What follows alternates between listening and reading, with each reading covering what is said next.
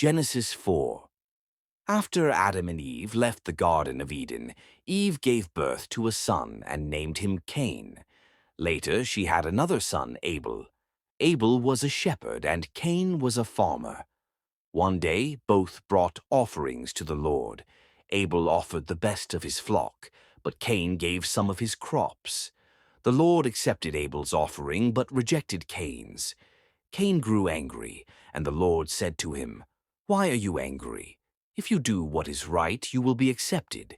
But if you do not, sin is crouching at your door. It desires to have you, but you must rule over it." But Cain did not listen.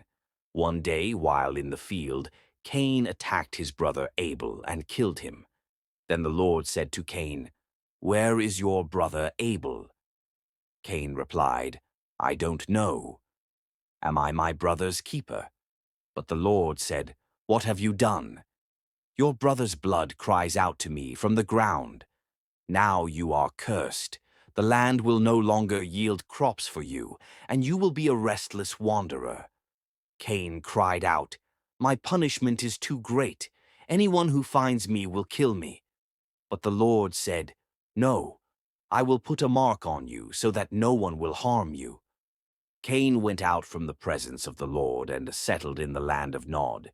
He built a city, and his descendants became known for their skills in livestock, music, and metalwork. But sin continued to spread. Meanwhile, Adam and Eve had another son, Seth. Through Seth's family, people began to call on the name of the Lord once again.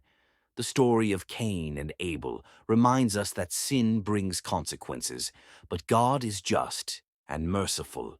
Through Seth's descendants, hope would continue.